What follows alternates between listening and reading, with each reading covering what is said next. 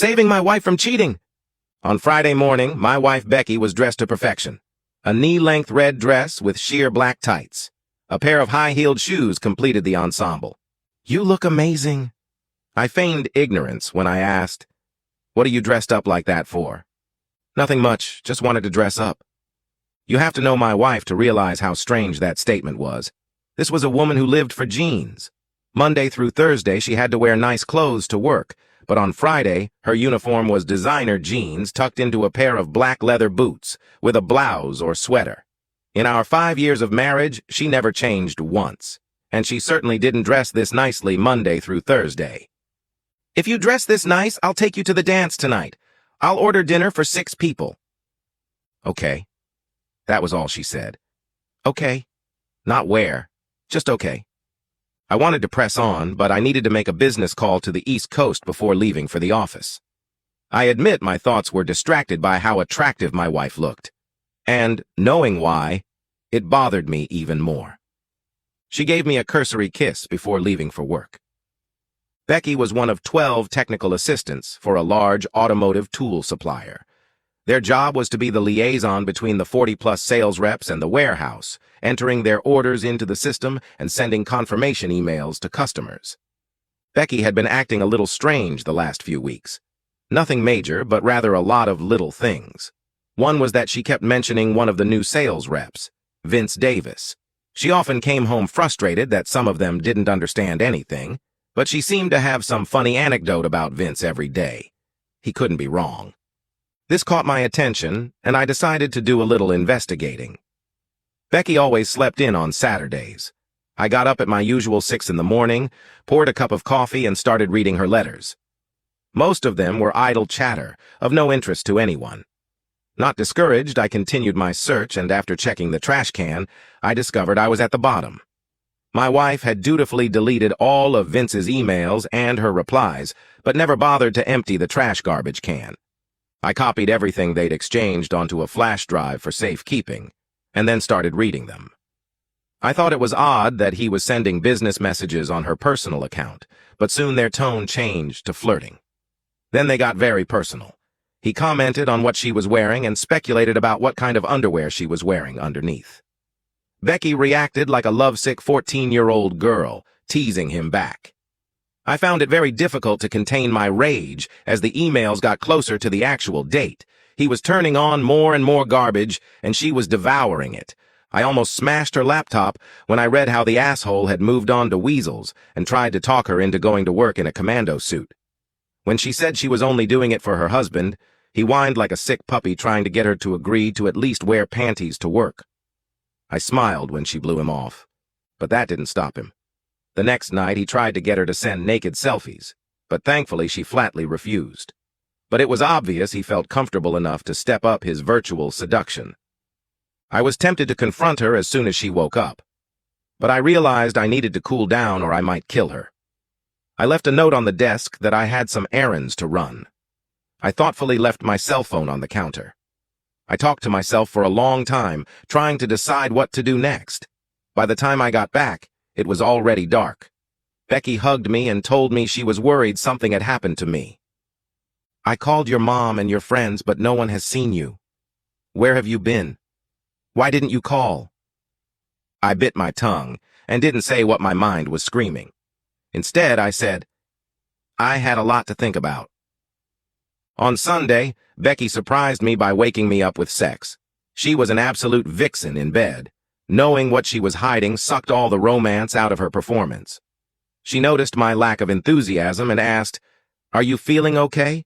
I ignored her question and avoided her for the rest of the day.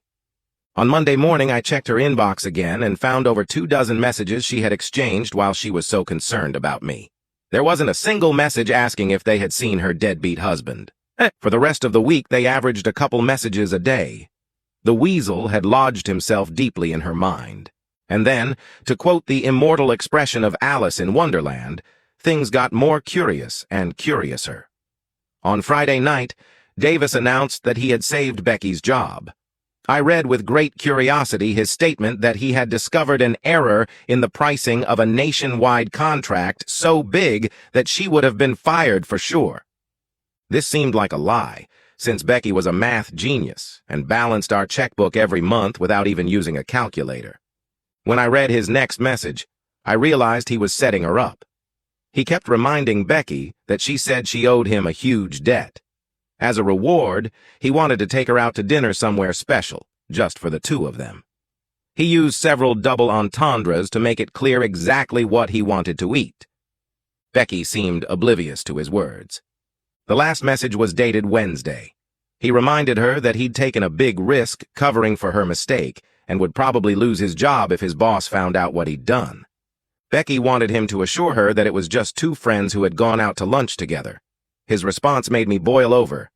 Yes, just two friends, who will become much closer friends. He then gave specific instructions on what she should wear for their private lunch date. When I saw what she was wearing that morning, I knew I had to act quickly to save my marriage. Becky had lunch every day from 11:30 to 12:30. At 11:25, I showed up unannounced to take my wife to lunch.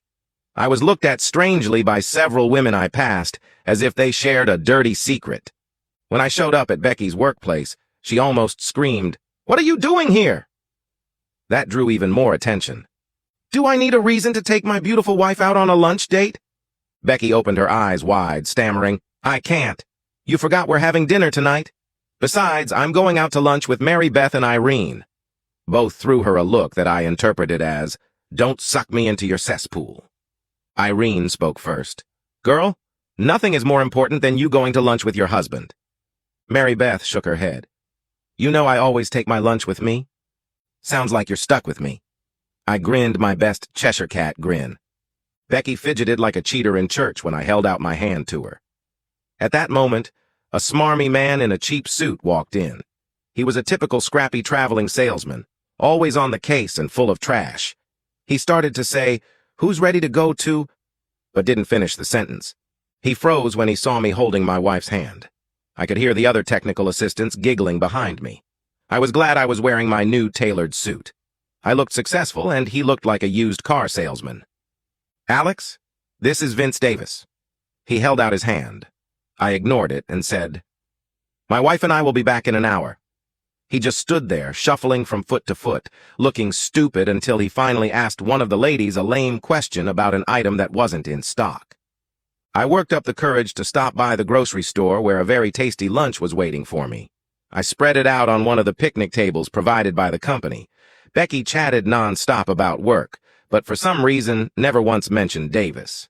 Then I said, "If I didn't know better, I'd think that pompous jackass thought he was taking you to lunch." Becky started choking on her roast beef sandwich. I handed her something to drink and asked, "Honey, is there something you want to tell me?" Her silence lasted for over a minute. She wouldn't look me in the eye when she finally spoke. "I really screwed up on a big order. I priced an item so low I probably would have been fired." Vince noticed the mistake and corrected it.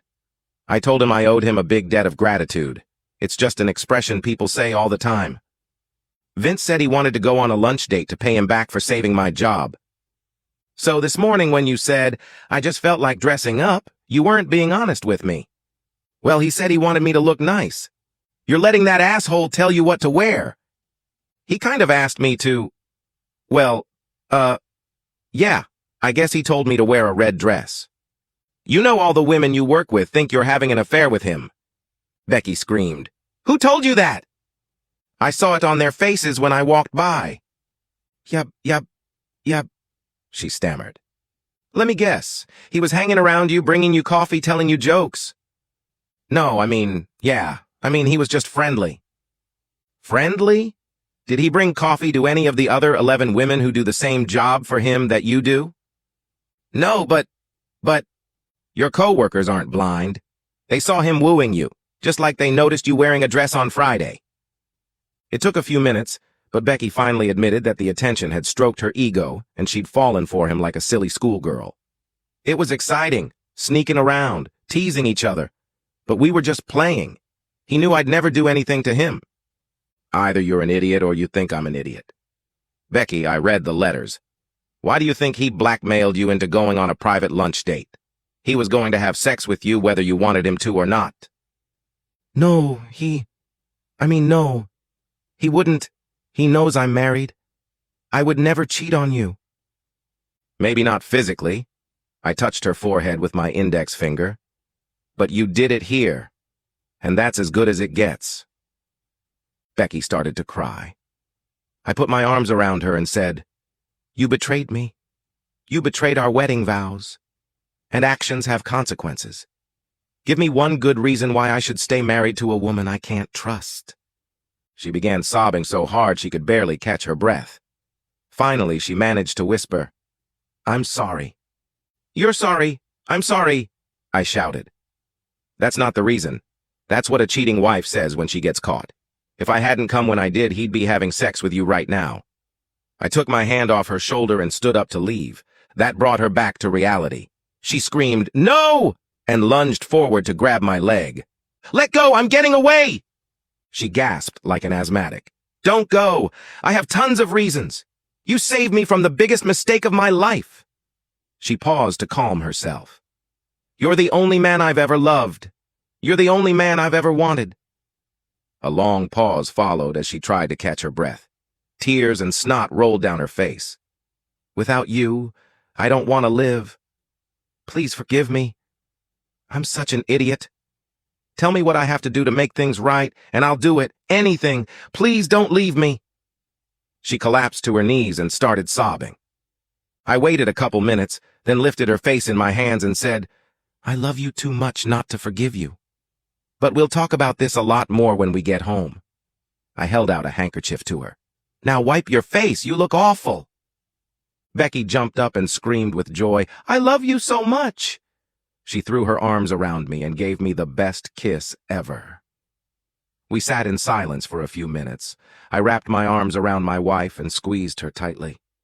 I checked the time and asked, "Are you ready to meet your co-workers?" "As ready as I am at all." "Then it's nearing the hour to make things right." I cleared my desk, then escorted my wife to her workstation. I looked around for Davis, but he had the good sense to stay out of sight.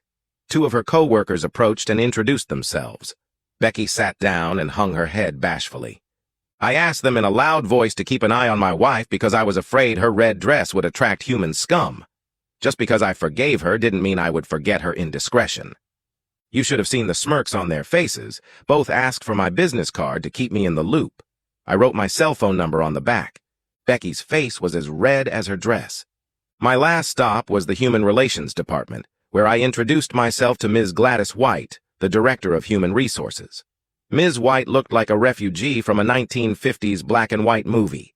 I even caught a hint of witch's ointment and mothballs in her silver hair. I introduced myself and asked for a few minutes. "What can I do for you, Mr. Niles?" "I think we can help each other. My wife, Becky, for you, Rebecca, works as a technical assistant." "Ah, the legendary Scarlet Lady. I take it you're here to defend her honor." Ms. White may have been ancient, but she had a keen sense of irony. "You are not the first to seek an audience with me about this situation. Unfortunately, your wife has become quite a topic of conversation." I reached into my suit pocket and pulled out an envelope. "This may seem a little unusual, but I would like to file a harassment complaint against one of your sales representatives." "Let me guess. Vince Davis." A thin smile cracked across her weathered face. "You're right, Mr. Niles. This is very unusual, but you're piquing my curiosity. Please continue." "My wife is the most dedicated employee you have, but at 5 p.m. she switches over and forgets her work until 8 the next morning. However, for the past few weeks, she can't seem to carry on a conversation at dinner without mentioning Davis. What he did, what he said. This has not escaped my attention, so I began to make a little investigation. I got up half an hour earlier than my wife and used that time to search her computer every morning. It took all my self-control not to scream when I read Davis's emails. The first few were work-related, then he started flirting with her. He even tried to talk her into going to work without panties." "Oh my God," Ms. White said. "Last week, he sent an email claiming that he had discovered a significant error in a large order she was entering. An error that caused the item to be priced below cost. He said he corrected the price and re-entered the order, and no one found out a thing. She foolishly said she was deeply indebted to him for saving her job." Davis began pressuring her to go on a private lunch date so she could properly thank him. In addition to emails, he harassed her at work. Becky kept reminding him that she was happily married and hoped she hadn't given him the wrong impression. Eventually, he wore her down and she agreed to have lunch at a restaurant, but that was the end of it. As you can see, his idea of her being deeply indebted to him had nothing to do with buying a hamburger and fries. I held out the printed emails to her. "One moment, Mr. Niles. Our sales representatives don't have access to the billing portion of our program. He couldn't have done what he claims." She picked up the phone and dialed a few numbers. "Fortunately, we have a keystroke logging program. In a few minutes, we'll know what really happened. William, I need your skills." She explained exactly what Davis was going to do, then looked at the last email. "Check Rebecca Niles's computer from last week." You're sure about that? Every single order? I'm sorry I doubted you. Thank you very much, William." "Mr. Niles, it appears your wife has been sold the goods. Every order she entered was 100% accurate, no changes. From what her supervisor said at her last performance review, I would be very surprised to hear otherwise. Unfortunately, my wife believed him." "That's really very unfortunate." "There have been no letters for the last 2 mornings, but when I saw the way she was dressed, I realized that the asshole had blackmailed her into going on their lunch date." "That raises an interesting question. I can't understand why he would want to force your wife to draw so much attention to herself with that dress. One would think discretion would be paramount." "I bet Davis is a misogynist, and he was more interested in flaunting his control over her to make her his trophy, so to speak. It didn't matter if he had sex with her, as long as his buddies thought he did." "I think you're right, Mr. Niles." After leaving Ms. White, I had the distinct impression that Davis was going to have to update his resume. I had a bad feeling that the asshole would be waiting for my wife in the parking lot after work. Fortunately, I had a good friend in the police department who was happy to drive through the parking lot during the layoff. Officer Chelik even found a parking spot where he had a clear shot of Becky's car on his security camera. The hardest part for me was heeding his admonition to stay out of a 5-mile radius if something happens. "Don't worry, I won't let anything happen to your wife." Davis waited for Becky, hiding behind the van. When she pressed the remote button to open her door, he pounced on her. He threw her down on the trunk and screamed, "You fool! You're going to pay for what you did." In Davis's defense, there's no way he could have known that the man who pulled him away from my wife was a police officer. Too bad he swung before he looked. His fist hit Officer Selik's jaw, causing him to stagger but not fall. He retaliated with several blows to Davis's head with his baton until he let go of Becky. By then, blood was pouring from his nose and mouth. He swung blindly and was rewarded with a taser shot to the chest. It jerked his legs up. He collapsed face down on the pavement and went limp. Selik knelt down and cuffed him behind his back. By this time, a large crowd had gathered to watch what was happening. A few minutes later, 2 patrol cars pulled up. He was still twitching as they loaded him into the back seat of the car. Mary Beth and Irene led the crowd, applauding the police officers as they led Davis away. Becky looked shocked. Officer Selik told her he would take her to the station to file a report. I was on my way to my next client when the phone rang. It was Irene. "Thought you might be interested to know, Davis was in the stockroom berating your wife for not going to lunch with him when he was called into HR. I saw him about a half hour later when he was being escorted out by a security guard. Next thing I knew, he was getting his ass kicked by a cop for bothering your wife. And oh, his face doesn't look too pretty anymore." "Irene, I can't thank you enough. Becky is lucky to have a friend.